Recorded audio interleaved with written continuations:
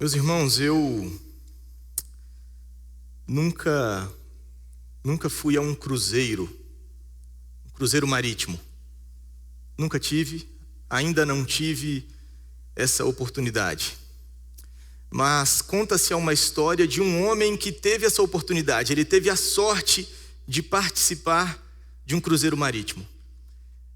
Ele não teria condições de arcar com esse custo, mas num desses sorteios de supermercado, ele teve a sorte. Ele ganhou a passagem, um cruzeiro transatlântico, 14 dias de viagem. Arrumou a sua mala e foi participar. Embarcou. E o primeiro dia foi uma festa. Piscina, sala de jogos, discoteca, só alegria. O sol brilhou forte. Ele trouxe dentro da sua bagagem alguns quitutes, se alimentou daquilo. Mas no segundo dia a sua comida acabou e a fome começou a bater. E como eu falei, este homem, ele não era um homem de tanto dinheiro assim. Já no meio da tarde, ele teve a ideia, olha, eu vou esperar o pessoal no restaurante terminar seu almoço, antes que o garçom venha, eu pego o resto ali que sobrar. Às vezes abria um lixo sem ninguém perceber, comia o que encontrava ali.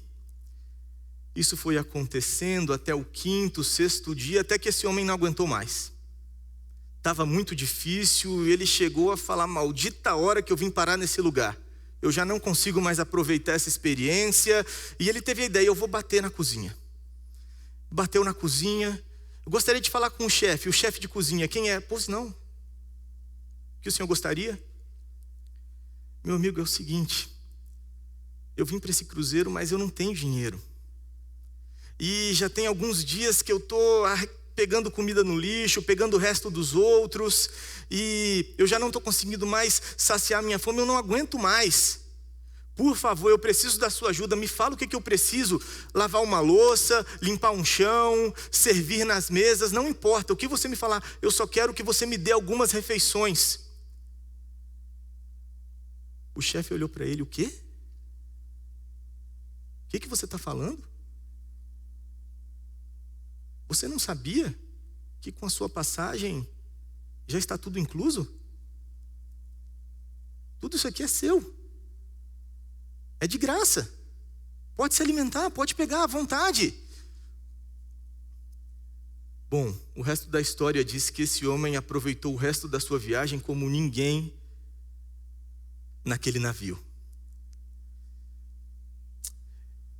A verdade é que todos nós podemos ser, e muitas vezes somos, como este homem dessa história que é fantasiosa, vocês perceberam.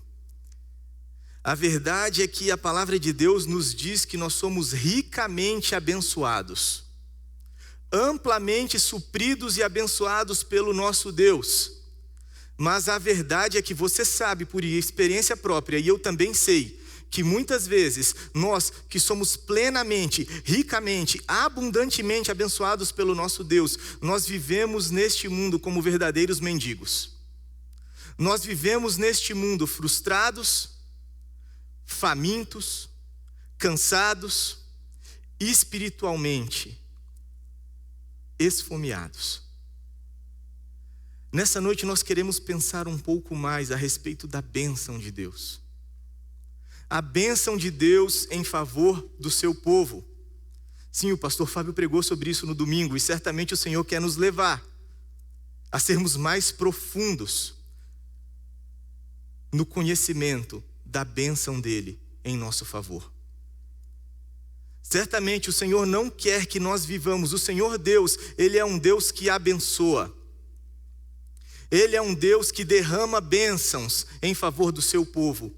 E nesta noite, Ele quer que nós cresçamos mais no entendimento e também na experiência das suas bênçãos. Queremos aprender mais a respeito da bênção de Deus em nosso favor. A bênção de Deus em favor do seu povo. Abra sua Bíblia no livro de Números. Livro de Números, capítulo 6. Nós vamos ler do versículo 22 até o versículo 27. Sermos ministrados pela palavra de Deus a respeito do que é a bênção de Deus. Bênção maravilhosa, bênção rica, que Ele tem derramado sobre as nossas vidas, e Ele não quer que nós vivamos com migalhas espirituais. Deus quer que nós sejamos supridos por Ele, pelas suas bênçãos. Acompanhe, por favor. O Senhor disse a Moisés: diga a Arão e aos seus filhos, assim vocês abençoarão os israelitas. O Senhor te abençoe e te guarde. O Senhor faça resplandecer o seu rosto sobre ti e te conceda graça. O Senhor volte para ti o seu rosto e te dê paz. Assim eles invocarão o meu nome sobre os israelitas e eu os abençoarei. O que nós vemos neste texto é a bênção de Deus. Deus desejando abençoar e abençoando o seu povo. Nós queremos aprender mais nesta noite, desfrutar mais da bênção de Deus em nosso favor, nós que somos povo de Deus. Que bênção é essa? O que eu aprendo nesse texto é que, em primeiro lugar, essa bênção, ela é essencialmente espiritual. A essência dessa bênção, a qualidade, a natureza dessa bênção é uma bênção espiritual. A bênção de Deus em nosso favor, ela é essencialmente e acima de tudo espiritual. E quando eu digo que essa bênção é espiritual, propositalmente, eu estou fazendo contraste, sim, com as coisas materiais. Certamente Deus nos abençoa e tem nos abençoado e nos suprido muito com coisas materiais. Mas até mesmo essas bênçãos materiais e o seu uso debaixo da direção de Deus, ele é espiritual. Até mesmo o desfrute das bênçãos espirituais para alguém que é filho de Deus, ele se dá com um entendimento espiritual. E além disso, o que eu quero dizer a partir deste texto que nós lemos nesta noite, e que nós vamos meditar nele, é que muito além de todas as coisas materiais que Deus possa nos dar, a grande riqueza das suas bênçãos não está nas coisas materiais. A grande essência da sua bênção é espiritual. Nós vemos neste texto aqui o livro de Números, e o livro de Números é um livro de grande expectativa no povo de Israel. Moisés está conduzindo o povo de Israel em direção à terra prometida. Através da vida de Moisés, o Senhor Deus, ele já castigou o Egito com 10 pragas. Deus foi glorificado na terra, ele abriu o mar vermelho, ele conduziu o povo pelo deserto, ele alimentou o povo no deserto, ele sustentou o povo no deserto. E agora no livro de Números, Deus está preparando o seu povo para entrar na terra prometida. E quando nós começamos a ler o livro de Números, nós vemos essa expectativa. São os ajustes finais para que o povo possa finalmente passar o Rio Jordão e possuir a terra de Canaã e habitar a terra que Deus está para dar ao seu povo por herança. Neste contexto, no capítulo 3, Deus fala: Moisés, separa para mim a tribo de Levi.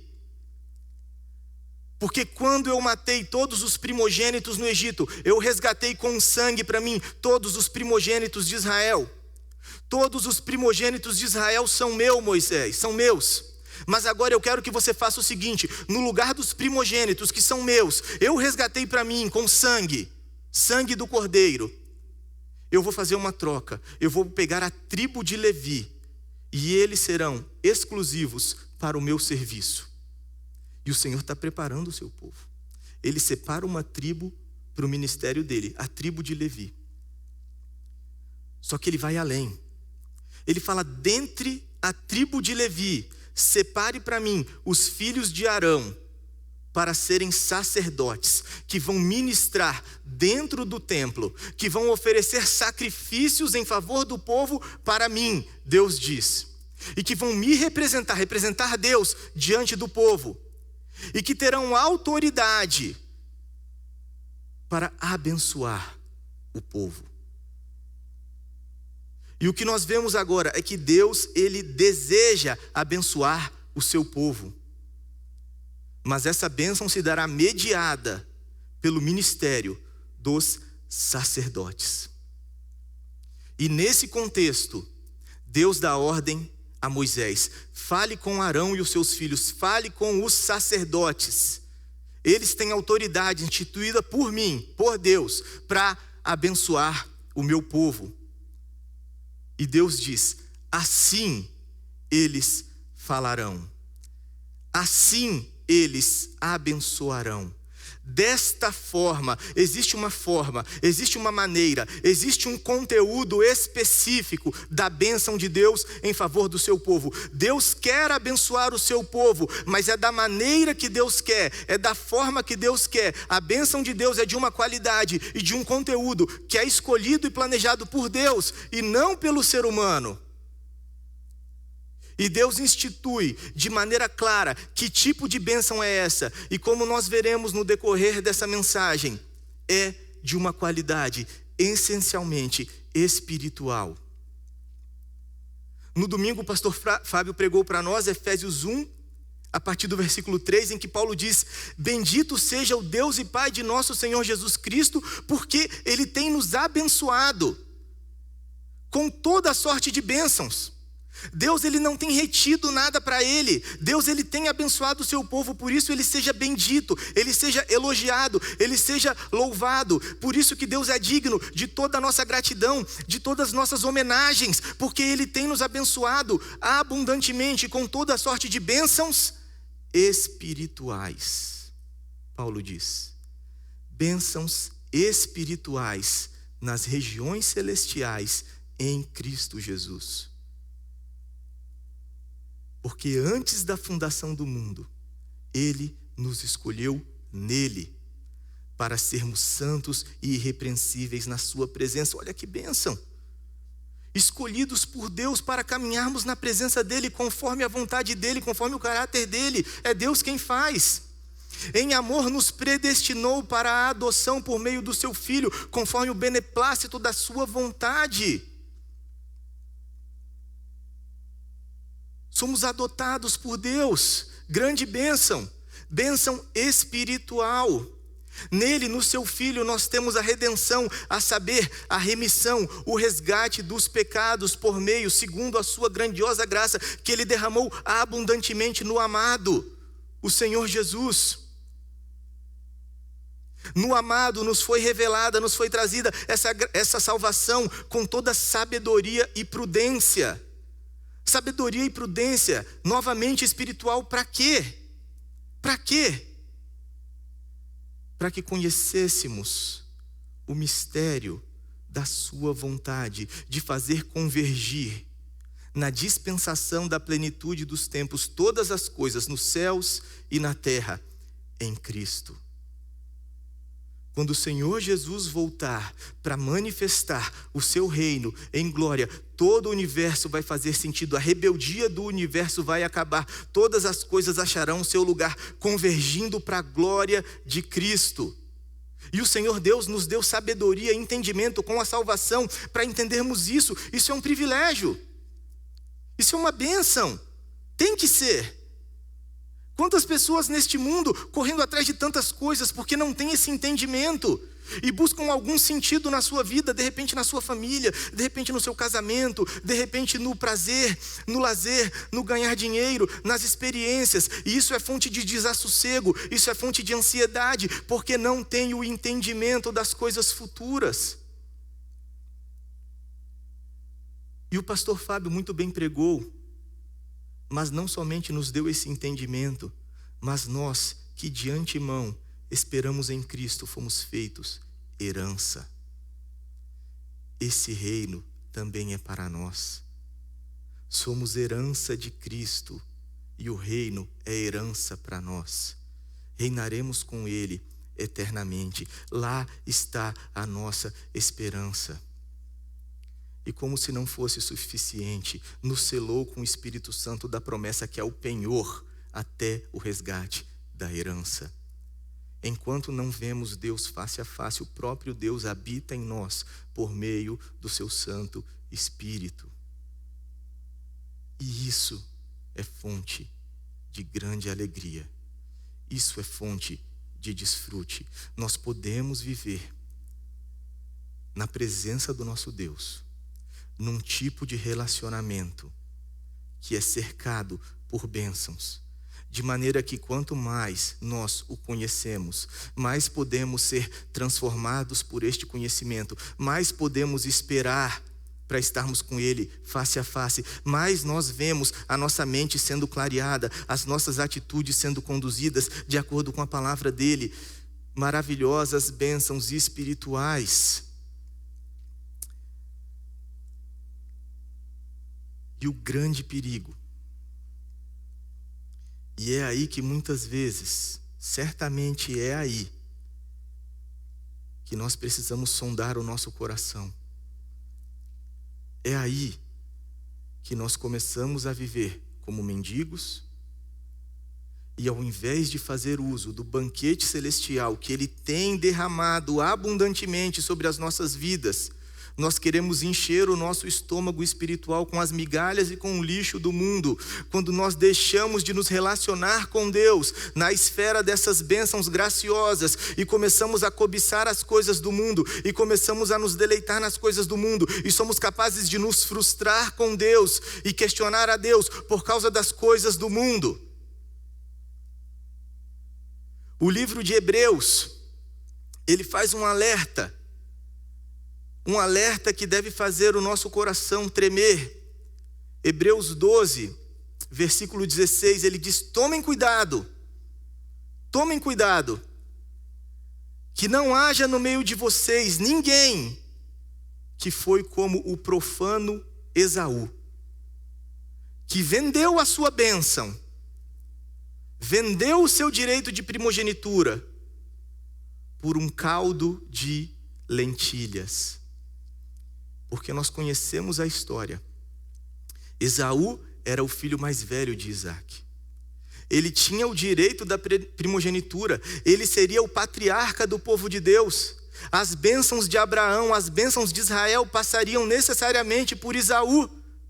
Mas no momento em que o seu apetite falou mais alto, no momento em que a sua paixão falou mais alto, ele disse para o seu irmão: de que me serve essa bênção?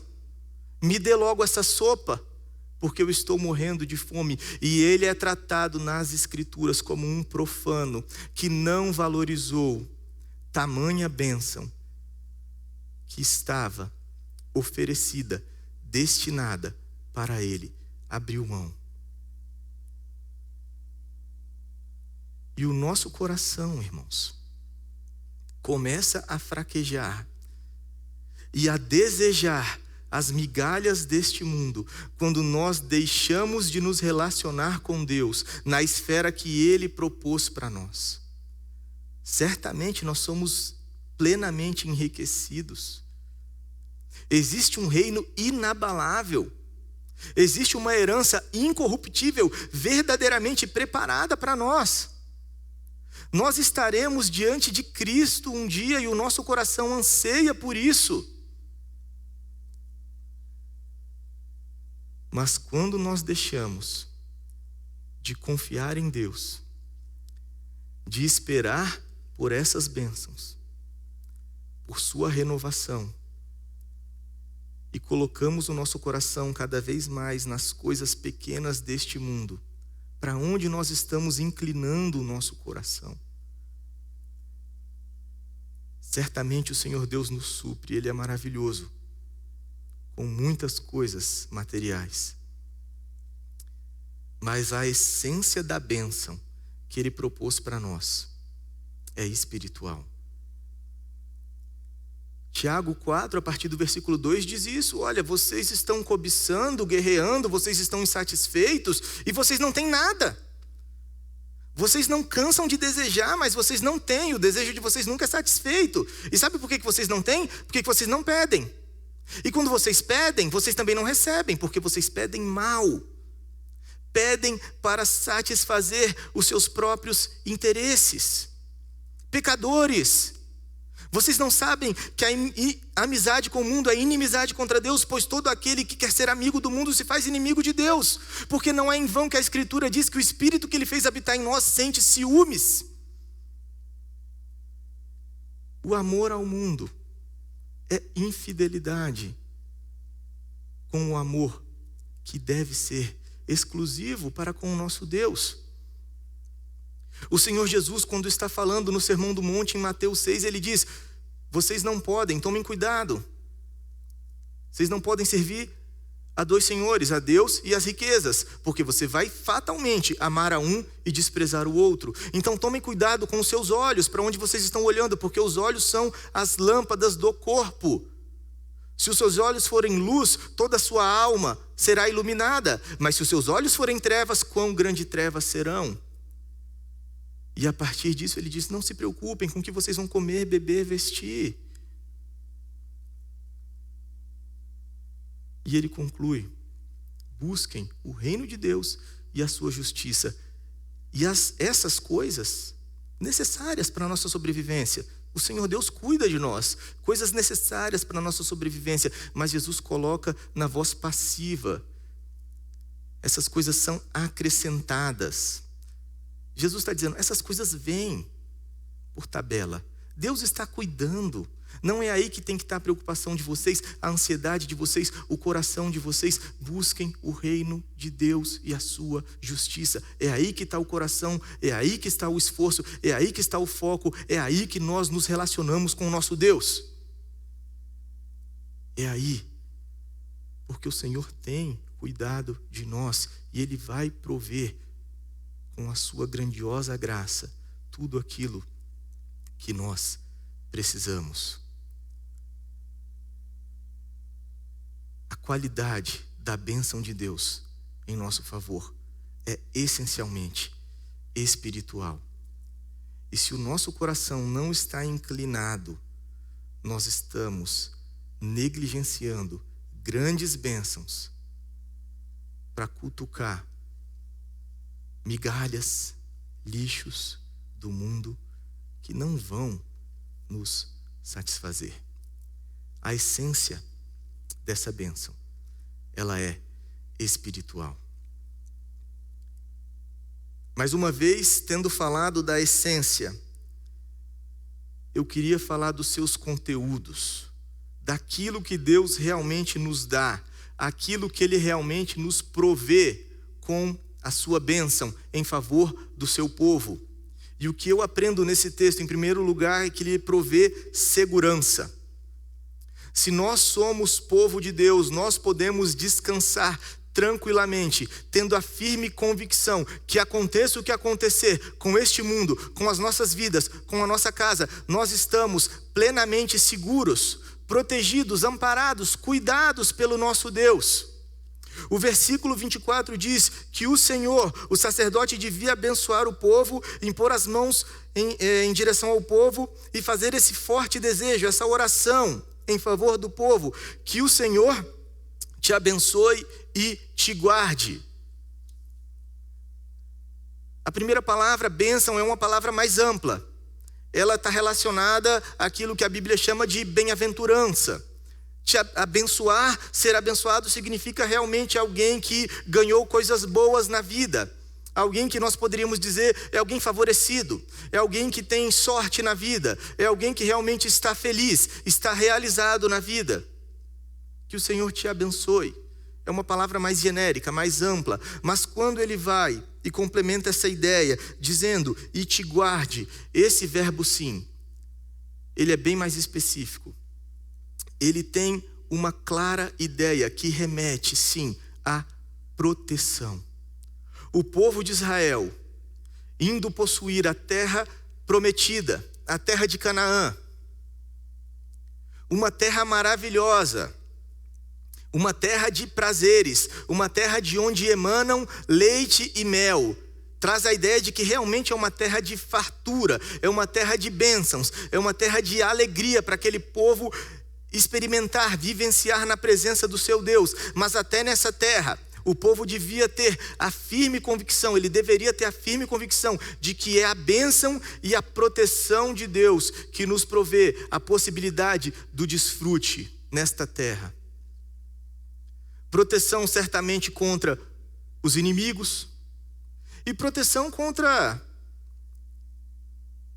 todas as mazelas deste mundo que são fruto do pecado. A maldição do pecado entrou na terra, desastres naturais, etc. A bênção de Deus, Deus deseja abençoar o seu povo com proteção. E seja o povo de Israel na terra de Canaã, sejamos nós hoje, como povo de Deus aqui em Bragança Paulista, nós sabemos como nós somos inseguros e carecemos da proteção constante, dos livramentos constantes de Deus. Hoje mesmo, enquanto eu estudava esse texto, o Senhor me trouxe à memória, me fez pensar, e eu fiquei imaginando nesse contexto de pandemia, de vírus, quantas vezes, sem eu nem imaginar, o Senhor me livrou a minha família, o Senhor tem nos conduzido até aqui. Certamente vocês também podem dizer o mesmo. O Senhor nos protege, o Senhor nos livra. Quantas vezes nas nossas vidas, num contexto em que você está absolutamente inocente, inocente não do ponto de vista do pecado, mas inocente quanto às suas intenções, não imagina o que está acontecendo e de repente pessoas malignas vêm, te cercam e trazem situações para te afligir. Você precisa dos livramentos do Senhor. Mas acima de tudo, a bênção de Deus significa que o Senhor guardará a nossa fé. Porque a verdade é que o Senhor disse que nós passaríamos sim por tribulações. A verdade é que em alguns momentos o Senhor vai nos conduzir a lutas, sim. Em alguns momentos, os nossos filhos não vão se converter e andar nos caminhos do Senhor, infelizmente. Em outros momentos, o dinheiro vai faltar, a saúde vai faltar, as injustiças se levantarão. E em tudo isso, como o Senhor Jesus orou pela vida de Pedro, no dia da sua crucificação. E ele diz: Pedro, Satanás te pediu para peneirar você como trigo, mas eu intercedi por você. Para quê? Para te livrar da prova? Não. Para que a sua fé não desfaleça. Para que a sua fé não morra. De maneira que o Senhor nos guarda, nós nos relacionamos com Deus debaixo da sua bênção, debaixo da sua salvação, temos a promessa de um reino inabalável, temos a promessa de estar com o nosso Senhor, somos chamados a peregrinar neste mundo, servindo ao Senhor e confiando no Senhor. Mas quantas coisas neste mundo vêm para desafiar a nossa fé, vêm para desafiar a nossa fidelidade ao Senhor, e em meio a todas essas coisas, o Senhor nos garante que nós chegaremos até o fim, porque Ele guardará a nossa fé. Um livro que eu gosto muito, meu livro preferido, depois da Bíblia, é O Peregrino, que tem a história do cristão. É toda uma alegoria a respeito da vida cristã. E Peregrino, ele chega em determinado momento na casa do intérprete. E o intérprete começa a ensinar para ele coisas valiosas. Até que o intérprete leva ele para uma sala que tem uma fogueira. E nessa fogueira tem alguém jogando água nessa fogueira. E ele fala: você vai me explicar o que é isso? Sim, eu vou te explicar. Esse fogo é a obra de Jesus no coração dos seus. E este homem é Satanás tentando apagar o fogo, tentando apagar a fé. Mas vem cá que eu vou te mostrar do outro lado da parede. Do outro lado da parede tinha um homem colocando azeite no fogo.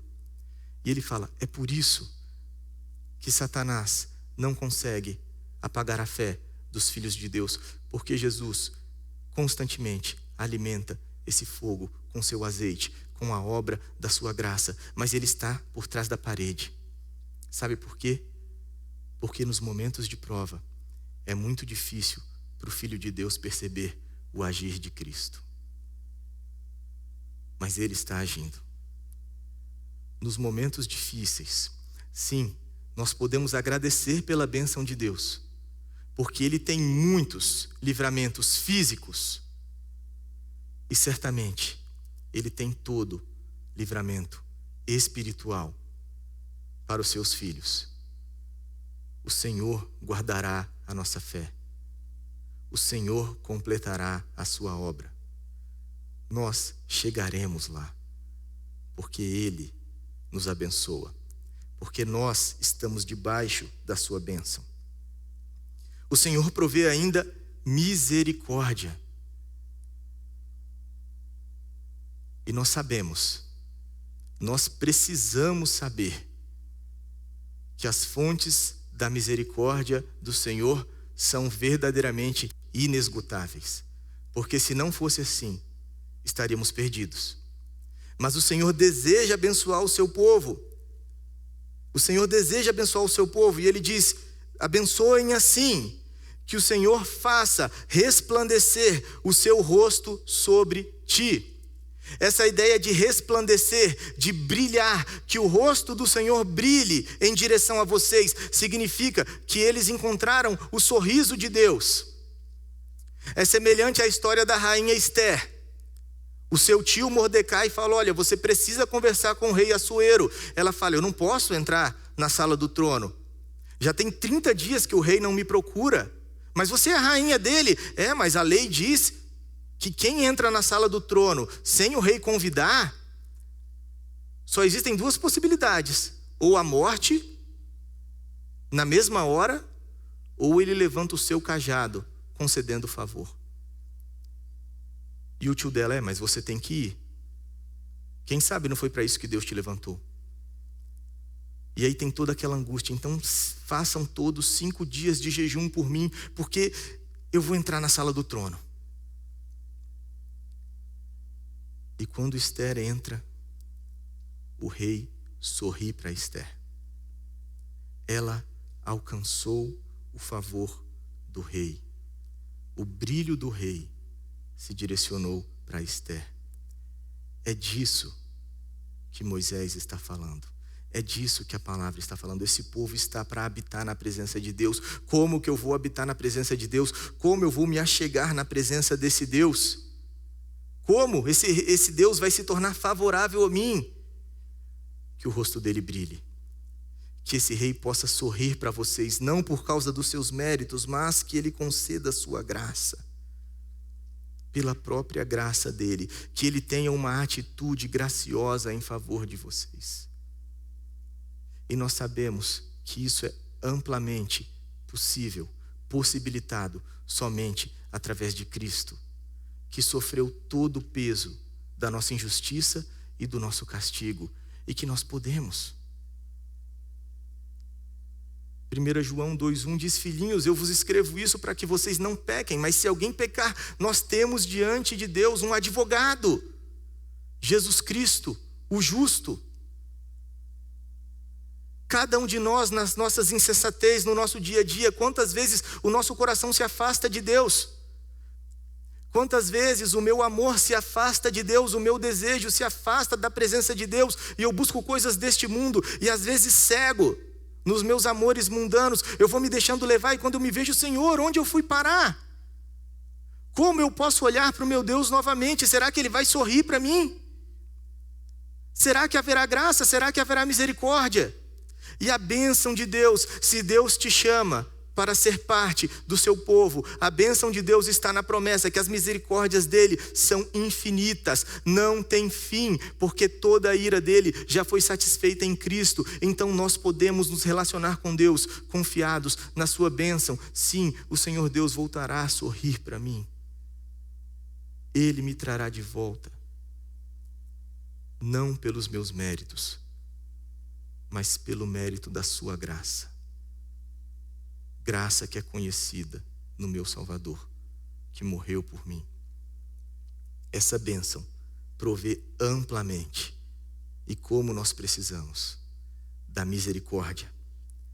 E por último, a bênção de Deus sobre o seu povo é fonte de paz. Paz que excede todo entendimento. Paz que só quem é filho de Deus e já experimentou a paz que vem do fundo do coração do Espírito Santo sabe o que é. Paz. Moisés diz que o Senhor levante o seu rosto, o rosto dele, sobre ti. Levantar o rosto no Antigo Testamento era um gesto de ousadia, era um gesto de coragem, era um gesto de realmente poder olhar nos olhos da outra pessoa sem vergonha. A vergonha foi embora, porque a culpa foi desfeita. Mas aqui ele está dizendo que é o próprio Deus quem vai fazer isso por nós. Sim, quando a nossa consciência está envergonhada, quando nós nos sentimos sujos e pequenos, é o próprio Deus com a sua bênção, que Ele mesmo levanta o seu rosto sobre nós e nos concede a paz. Shalom. Shalom no Antigo Testamento é muito importante, é um equilíbrio, é uma harmonia interior que conduz a uma harmonia exterior. As coisas estão em ordem comigo. Não porque está tudo dando certo do jeito que eu poderia sonhar, não. A ênfase aqui é porque a minha consciência está tranquila diante do meu Deus. Ele resolveu o meu problema. Eu merecia o castigo, eu merecia a vergonha, mas Ele levantou o seu rosto sobre mim e me deu paz. Eu estou livre, eu tenho ousadia para entrar na presença dele, porque o meu problema, a minha culpa já foi paga. Este é o sentimento dos filhos de Deus. Como diz o apóstolo João, 1 João 2:28, filhinhos, permaneçam nele, agora permaneçam nele, para que quando ele se manifestar tenhamos ousadia, confiança, e não nos afastemos envergonhados diante da sua vinda.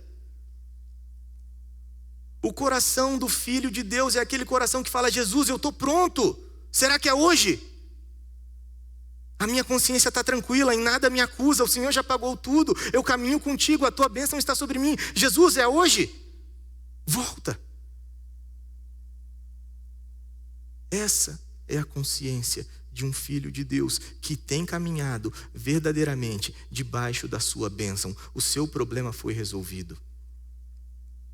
Certamente no meio dessa semana a gente vem de diversas demandas, alguns sucessos, alguns fracassos, e nós, como espirituais que somos, tudo isso tem o poder de arrastar o nosso coração para este mundo, e a nossa paz, a nossa alegria de repente fica condicionada, dependente das coisas deste mundo, dos fracassos, dos sucessos que eu tive, e cada vez mais eu arrasto o meu coração para aqui, e eu acho que aqui está o meu problema.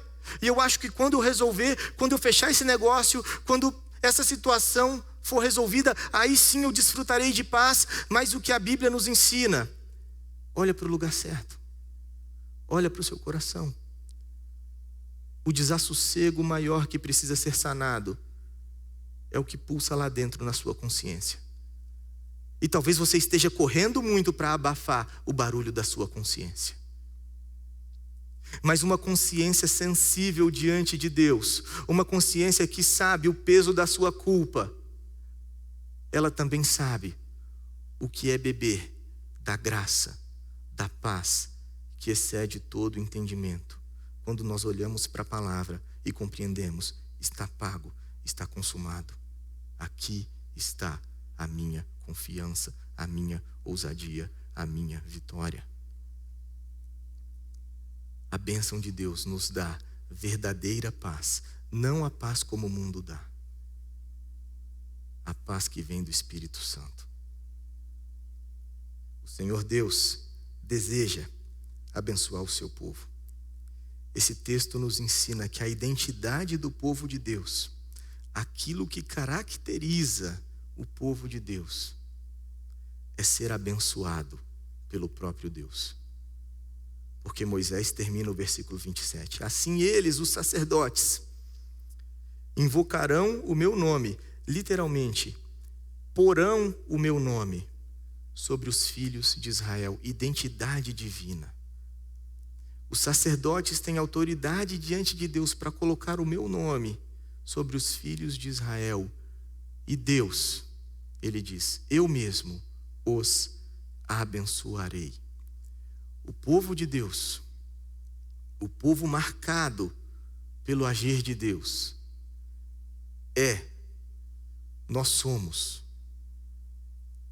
um povo abençoado. E precisamos nos relacionar com Deus nessa esfera, neste contexto, neste ambiente da sua bênção, e não desejar olhar para fora.